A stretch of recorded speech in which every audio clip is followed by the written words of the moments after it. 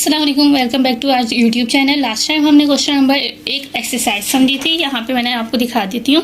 और एक मैंने होमवर्क दिया था क्वेश्चन नंबर 9। उम्मीद करती हूँ कि आपने सॉल्व कर लिया होगा, उसमें कोई भी आपको क्यूरी नहीं होगी। अब पहुँचते हैं हम नेक्स्ट क्वेश्चन में, क्वेश्चन नंबर 10। अब हम स्टार्ट करना, एक दफ़ा आप क्वेश्चन देख लीजिए, सही है। वैसे अब मैं एक चीज़ और रिवाइज करवा देती हूँ कि हमने सीखा था कि शेयर की पार वैल्यू 10 होती है और डिबेंचर की पार वैल्यू 100 होती है। ये हमने सीखा है। क्वेश्चन में हमें नहीं बताया कि शेयर की क्या वैल्यू है और डिबेंचर की क्या वैल्यू, तो हम नॉर्मली यही लेंगे कि शेयर की पार वैल्यू 10 है और डिबेंचर की पार वैल्यू 100 है। लेकिन जब स्पेशली क्वेश्चन में बता दे तो अब फिर हमने नॉर्मल वैल्यू के बजाय जो क्वेश्चन में बताएगा वही लेंगे। जैसे यहाँ पे एक दफ़ा देख लेते हैं, Al Mansoor company limited made the following transactions, the par value of share is 50। ये है शेयर की वैल्यू, शेयर की पार वैल्यू। तो अब इसमें हम 10 नहीं लेंगे बल्कि शेयर की पार वैल्यू हम 50 लेंगे, सही है। और दूसरा डिबेंचर की पार वैल्यू इसने 100 बताई है, तो नॉर्मली है। तो अब ये क्वेश्चन की स्टार्टिंग में हम लिख देते हैं कि ये इंपॉर्टेंट है, जिसमें शेयर की पार वैल्यू है 50, ये याद रखिएगा, सही है। अब स्टार्ट करते हैं क्वेश्चन। सबसे पहले हम ट्रांजेक्शन स्टार्ट करते हैं। ट्रांजेक्शन नंबर 1, पहले हमने क्या सीखा था, जो भी रीज़न है जिस वजह से भी शेयर या डिबेंचर इशू हो रहा है, रीज़न वो हमारा डेबिट होता है। अब इसको पढ़ते हैं, फिर पता चलेगा कि रीज़न क्या है। The company issue 20,000 shares at ₹60 each for cash. Cash के लिए इशू किया, तो सबसे पहले रीज़न हमारा आ गया कैश। तब हम करते हैं यहाँ पे नंबर ऑफ शेयर्स मल्टीप्लाई करेंगे मार्केट वैल्यू। अब मार्केट वैल्यू क्या है, फाइनेंस में मार्केट वैल्यू 60 है, 50 से अबव है, तो फिर ये हमारी मार्केट वैल्यू ही 60। अब आप जब इसको मल्टीप्लाई करेंगे आपस में, तो इसकी वैल्यू आएगी 12 लाख, सही। शेयर इशू करे थे, इसीलिए शेयर कैपिटल क्रेडिट हुआ। इसमें भी हम नंबर ऑफ शेयर्स को मल्टीप्लाई करेंगे, लेकिन इसमें मल्टीप्लाई किससे करते हैं, पार वैल्यू से। अब पार वैल्यू हम नॉर्मली, अब तक क्वेश्चंस में हमने यहाँ पे 10 को मल्टीप्लाई किए, लेकिन इसमें बताया है कि पार वैल्यू 50 है, तो इस दफ़ा हम मल्टीप्लाई 50 से ही करेंगे, क्योंकि पार वैल्यू 50 है इस दफ़ा। इसको मल्टीप्लाई करने के बाद वैल्यू आए 10 लाख। अब डिफरेंस हमारा क्रेडिट साइड पे 2 लाख का आ रहा है, और जब क्रेडिट पे डिफरेंस आता है तो हमारा कहलाता है शेयर प्रीमियम। ओके, इसमें मैं बता देती हूँ, इस क्वेश्चन में कुछ भी न्यू नहीं है। हमने जिस तरह लास्ट प्रैक्टिस की है पूरा सॉल्व वैसे ही होगा, सिर्फ इसमें न्यू चीज़ यही थी कि इसमें पावर वैल्यू 10 की बजाय 50 दे दी थी, तो इसमें मल्टीप्लाई हमें 50 से करना है, 10 से नहीं करेंगे, सही है। इसकी नरेशन आप खुद लिख देंगे। अब आते हैं क्वेश्चन नंबर ट्रांजेक्शन नंबर 2 में। 2 में बोला कि कंपनी ने इशू किया 10,000 शेयर एट ₹45। 45 जो है ये मार्केट वैल्यू हो गई, क्योंकि 50 हमारी पावर वैल्यू। अब रीज़न क्या है, कैश, तो cash debit. Number of share 10,000 multiply किया मार्केट वैल्यू 45 से, तो मल्टीप्लाई करने के बाद 4,50,000 कॉस्ट आ गई। अब इसके बाद शेयर कैपिटल क्रेडिट हुआ। नंबर ऑफ शेयर 10,000, इसको मल्टीप्लाई करेंगे 50 से, पार वैल्यू क्योंकि 50 है, तो इसको मल्टीप्लाई किया तो वैल्यू आई हमारे पास 5 लाख। डिफरेंस हमारा डेबिट पे आ रहा है 50,000 का, डेबिट पे आया हुआ डिफरेंस हमारा कहलाता है शेयर डिस्काउंट। इसमें कोई चीज़ न्यू नहीं थी। अब आते हैं ट्रांजैक्शन नंबर 3 में। कंपनी ने इशू किया 5,000 share for purchase of a piece of land. Land की परचेज करने के लिए उन्होंने 5,000 शेयर इशू किए हैं, जबकि मार्केट वैल्यू जो है लैंड की वो है 3 लाख, यानी कि मार्केट वैल्यू दी हुई है। रीज़न क्या है, लैंड की परचेज के लिए किया है ना इशू, तो इसलिए लैंड डेबिट हो गया, वैल्यू उसकी 3 लाख से। शेयर इशू किया तो इसलिए शेयर कैपिटल क्रेडिट हो गया, 5,000 शेयर मल्टीप्लाई करेंगे हम 50 से, सही है, याद रखिएगा 50 से, तो इसको वैल्यू आएगी 2,50,000। अब डिफरेंस हमारा 50,000 आ रहा है क्रेडिट पे, और क्रेडिट पे आया हुआ डिफरेंस हमारा कहलाता है शेयर प्रीमियम। अब आते हैं ट्रांजेक्शन नंबर 4 पे। 4 ट्रांजेक्शन में बोला है कि कंपनी ने इशू किया 2,000 शेयर्स पार पे प्रोमोटर्स लिए। प्रोमोटर्स की एंट्री आपको याद होगी, preliminary expense debit, share capital credit. यहाँ पे मैंने लाइन इसलिए नहीं छोड़ी है क्योंकि इसमें मार्केट वैल्यू नहीं गिवन। जब भी पार वैल्यू पे होगा ना, ये रहा। पार वैल्यू पे होता है तो डिफरेंस नहीं आता, जब मार्केट वैल्यू पे होता है ना तो डिफरेंस आता है। तो इसलिए मैंने डायरेक्ट ही कर लिया, लाइन छोड़ी नहीं है। तो यहाँ पे 2000 शेयर, 2000 को मल्टीप्लाई किया 50 से पार वैल्यू, ओके। तो वैल्यू हमारे पास आ गई 1 लाख। अब यहाँ पे ट्रांजैक्शन नंबर 5 में लास्ट ट्रांजैक्शन है जिसमें 2 कैरी कर रहे हैं ट्रांजैक्शन। इसमें पहले देखिएगा, पहले इस डिपेंडेंट वाले में रिवाइज कर लेते हैं। हमने बताया था आपको कि पहले ईच तक एक ब्रैकेट बनाइए और रीपेबल से पहले एक और रीपेबल के बाद एक, ये याद आ गया होगा आप लोग को भी। अब 5वें ट्रांजैक्शन में देखें कि इशू किया 2000 डिबेंचर 100 रुपये वाले, तो इसकी नॉर्मल एंट्री बनाइए, कैश डेबिट और debenture payable credit.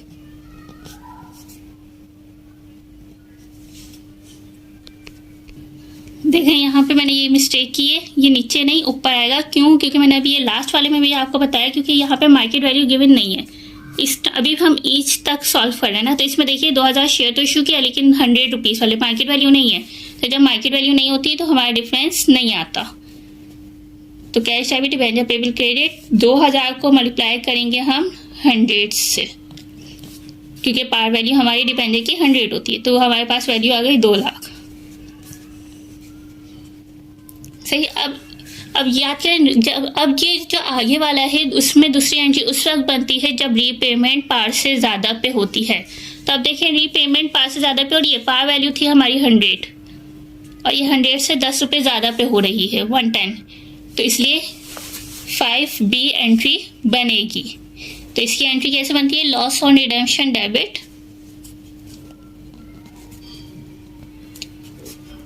Redemption premium credit. अब इसकी अमाउंट कैसे आती है?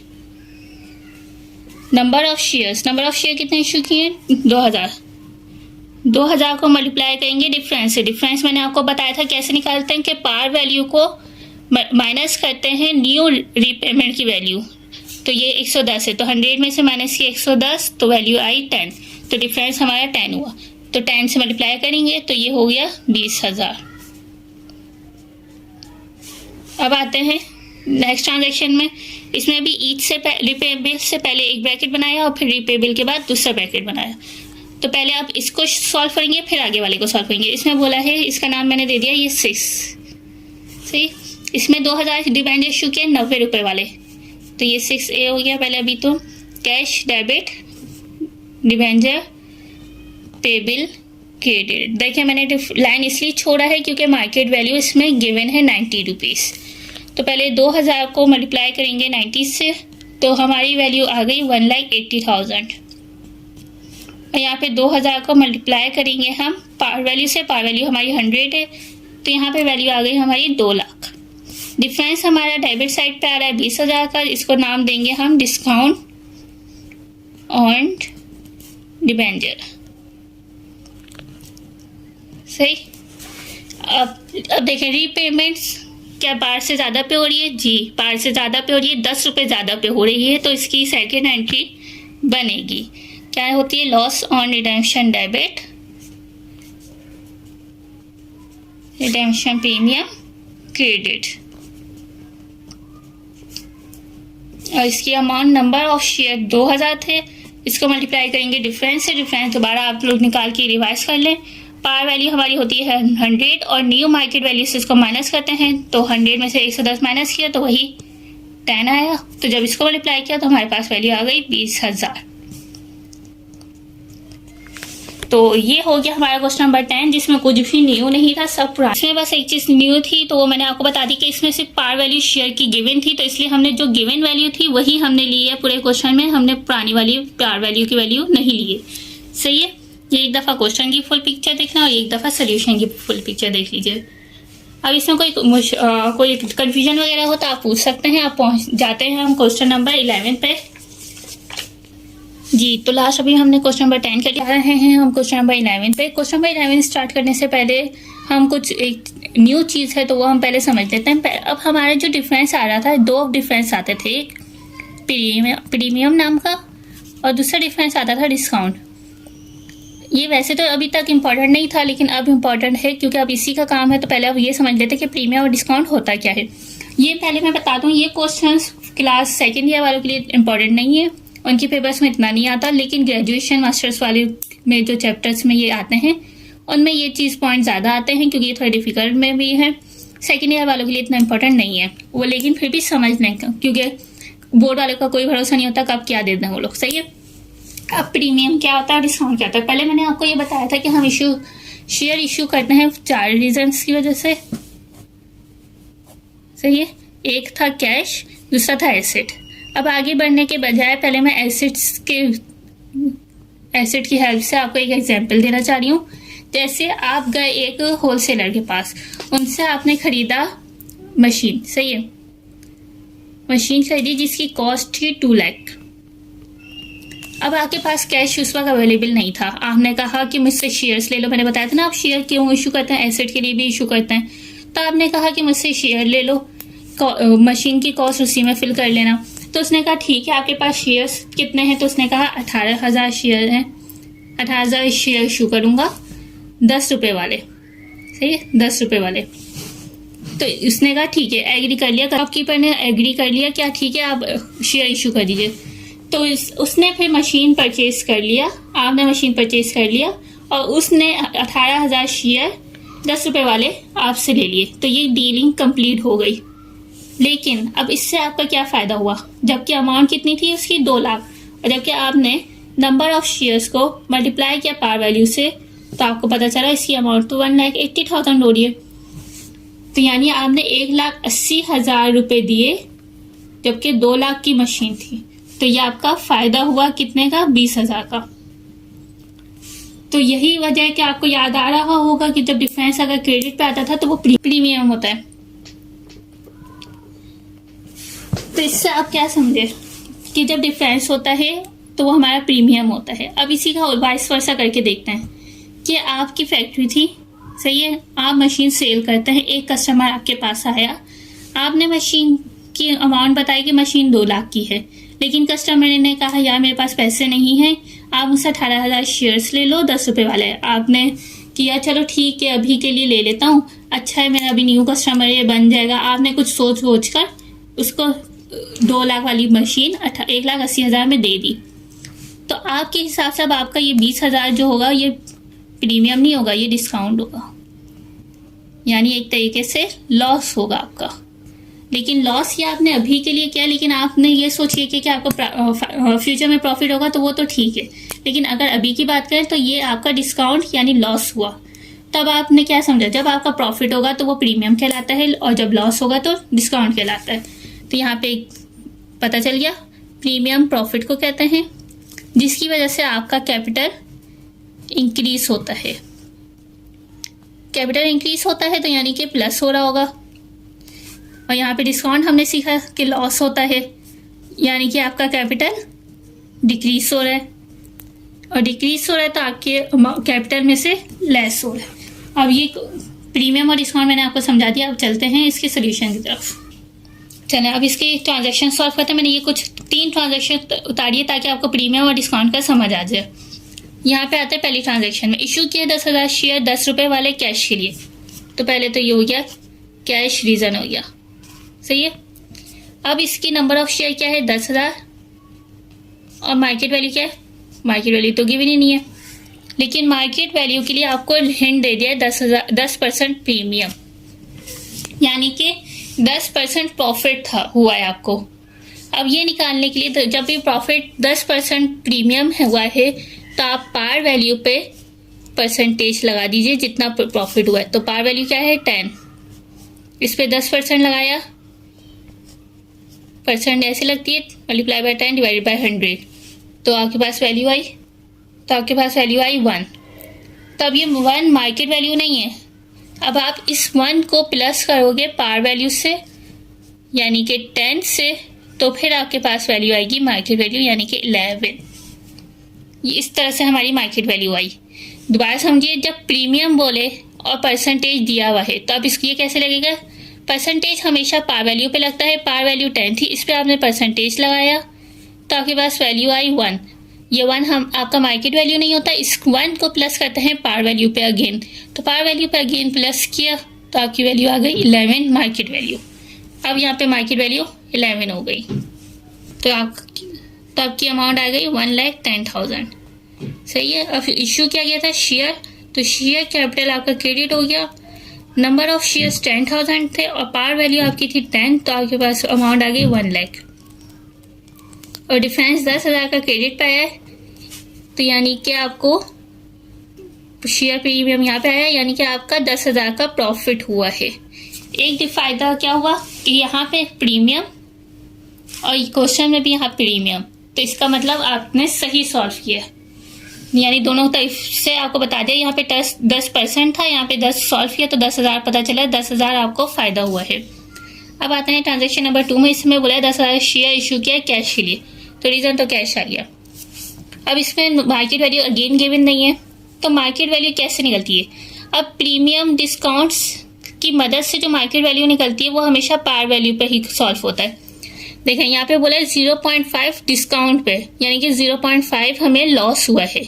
डिस्काउंट यानी लॉस में मैंने आपको बताया था माइनस होता है, तो इसलिए मार्केट वैल्यू में से माइनस कर दें 0.5, सॉरी पार वैल्यू से माइनस कर दें डिस्काउंट की वैल्यू, तो आपके पास जो आंसर आएगा वो आपका कहलाएगा मार्केट वैल्यू। सही।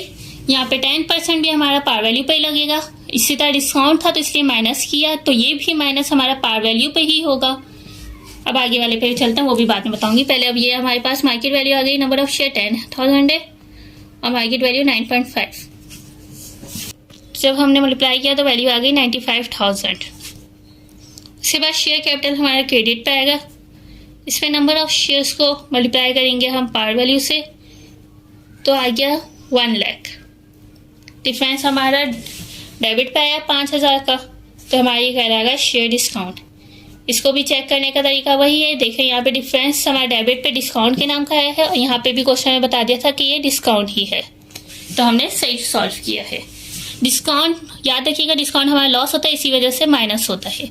अब ट्रांजेक्शन नंबर 3 पे आते हैं कि परचेज करना था हमें लैंड जिसकी कीमत थी 45 लाख, और इसके लिए हमने sufficient number of share issue किए। पहले तो नंबर ऑफ शेयर्स निकालने का तरीका देख लेते हैं। ये हमने पहले सीखा हुआ है कि कॉस्ट में से डिवाइड करते हैं मार्केट वैल्यू को, तो हमारे पास आ जाती है शेयर्स, नंबर ऑफ शेयर्स।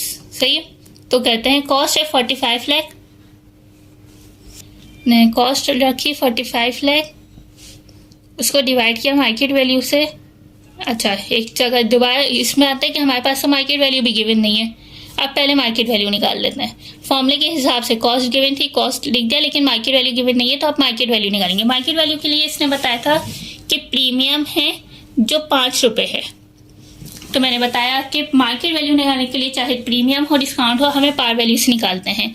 तो पार वैल्यू थी हमारी 10, डिस्काउंट होगा तो लेस होगा, प्रीमियम होगा तो ऐड होगा। अब ऐड करेंगे जो वैल्यू दी हुई है प्रीमियम की 5, तो ये हो गया 15, यानी कि हमारी मार्केट वैल्यू क्या है 15।